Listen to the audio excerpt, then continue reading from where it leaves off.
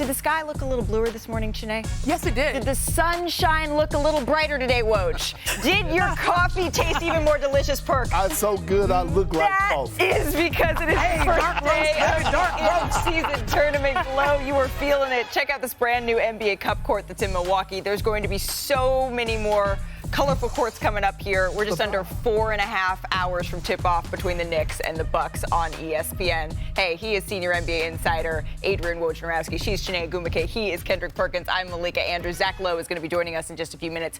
We're going to give you everything that you need to know for the start of the in-season tournament. But first, we have got to talk about Victor Wembanyama and what he did last night in Phoenix, because we went into this game saying, you know what, if somehow, some way, in Devin Booker's return, San Antonio can win back-to-back games after their comeback earlier in the week, that would certainly be a statement. Victor said, you know what, hang on, I was going to say hold my beer, but he can't quite drink yet. 20 points in the first half, 8 of 14 from the field, Shanae. And we also believe that based on his prospectus, he'd be able to turn the page and play well in the first 3 quarters, and he did exactly that. Well, the Spurs, they built a double-digit lead in the first half here. Victor elevates, gets it to go, Perk.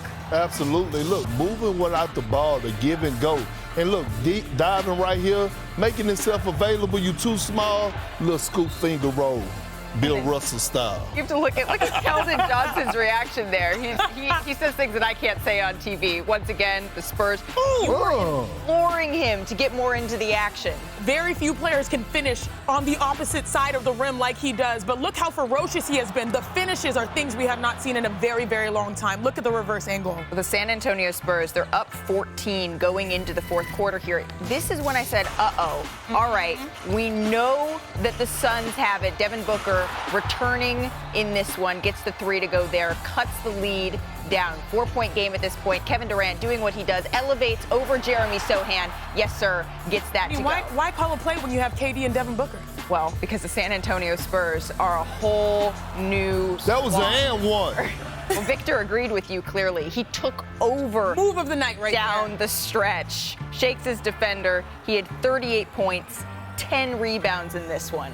Reverse pivot to the outside to knock down a 3 at his age. Unbelievable. Even KD, Wemby's favorite player, had to show some respect. The Spurs win 132-121. Wembanyama, he became the second youngest player in NBA history with at least 35 points and 10 rebounds in a game at a couple months shy of 20 years old. Only his opponent from Thursday, Kevin Durant, reached those numbers younger. And Victor and KD, they spoke about this after the game. I mean, somebody's got to do it, you know. As I told you before, tomorrow is going to be one of my teammates. Yesterday, 2 days ago, it was Keldon. You know, this is how we work as a group, as a team. Yeah, I don't see anybody else in this game. I know we're both skinny, and I'm sure he said he watched me growing up, but he's his own player. And his enthusiasm for the game, you know, you could tell that through the TV and playing against him. So he's his own player person. He's going to create his own lane. Is much different than anybody who's ever played. And you can try to compare, but he's going to carve out his own lane. Kevin Durant's clearly impressed. We're all impressed. So I'd like to welcome in our senior writer, Zach Lowe, and I'm going to use the word for the third time. Zach, what impressed you the most about Victor Wembanyama? Oh, my God. Oh, my God. I know. What happened? I don't even believe what I saw last night. That kid's 19 years old, right? And he was doing that. Look, I mean, just the jumpers in people's faces with the game on the line, the crowds roaring, KD and Booker doing their thing, and he's like, nah, I'm putting the game away. But there are a couple plays that highlight his IQ that I want to look at that should scare the rest of the league. First, a pass. They put him at center. This is a sophisticated pass. Looks at Charles Bassey. Nope, I'm going to go over to Trey Jones. Just reads the defense in an instant. Then, inverted pick and roll, backdoor cut. That's in the flow. That's not a scripted play. That's improv. Throw it up. No one's going up with him. Same thing here. He sees they're going to switch, slips the screen, slips inside the switch. Just throw it up in the air, Keldon Johnson. There's nothing anybody can do. He's too tall. The Spurs offense is just going to have plays that are cut to the rim, throw it high in the air where nobody else can reach it. But those are smart plays. Those are reads in the flow. Those aren't scripted sets. Those aren't broken fast break plays. That's a dude thinking the game and then being way taller than everyone else. That stuff is scary. Look at how many shots he's making in the paint. This is his shot chart here.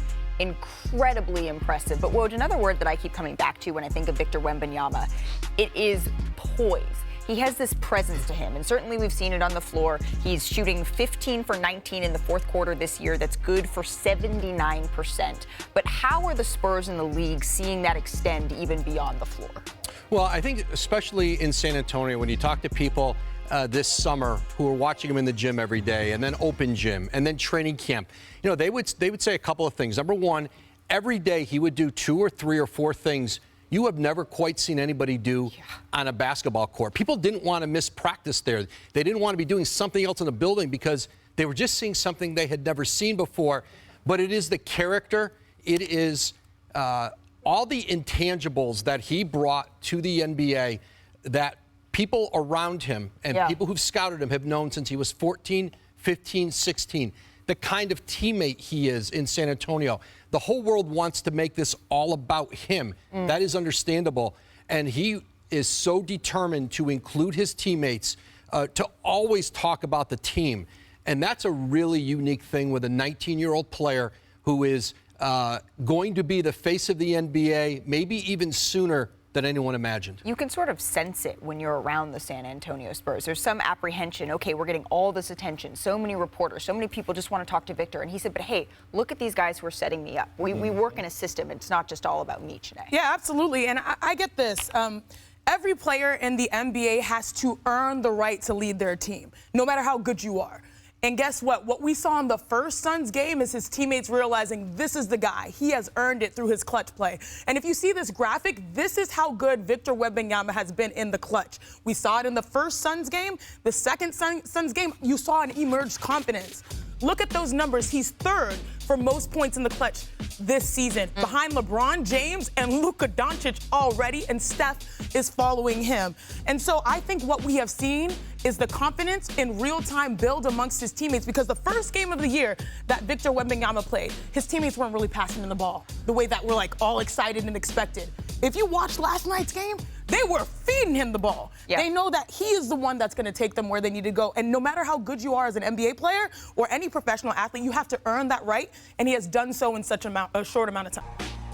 We're less than 4 hours away from the start of the in-season tournament. And if you take a look, these are the 3 groups from each conference. They will all play each other once, and that starts tonight with the team with the best record moving on. So all 7 games tonight, they will count toward that final group play record. That includes, of course, the Knicks visiting the Bucks, the Mavericks in Denver. Both those are on ESPN. So for more on the in-season tournament, the great Adrian Wojnarowski is back here with me. So Woj, tonight, it marks the start of essentially a new gamble, a new experiment for the NBA. They're hoping that it creates more excitement around the regular season.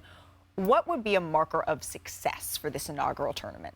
I think that players, coaches, and then ultimately fans take this seriously, that this is something more.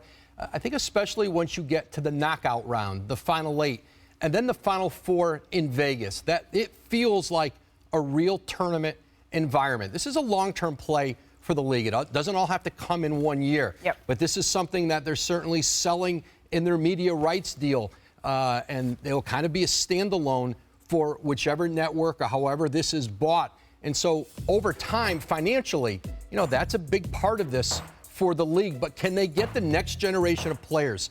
Cooper Flagg, who's headed to Duke next year, who might be the #1 player in the draft next year. Victor Wembanyama, those players who are the future of the league, that they kind of grow up now seeing it and accepting it as a real serious part of the landscape. So we already knew that there are some monetary incentives for players if they're able to win this, just like there is if they win an NBA championship.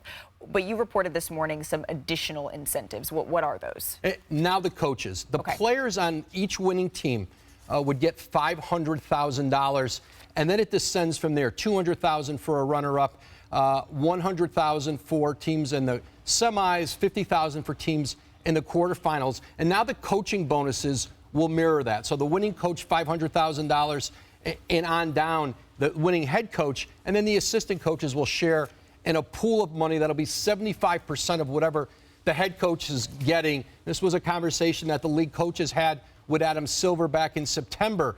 And I think for the league, the more they can incentivize players, coaches, organizations to make this a more competitive environment, that's what they're trying to accomplish. Because that's what's going to make this successful, that buy-in from the star players, young stars, and from coaches as well. Woj, thank you so very much.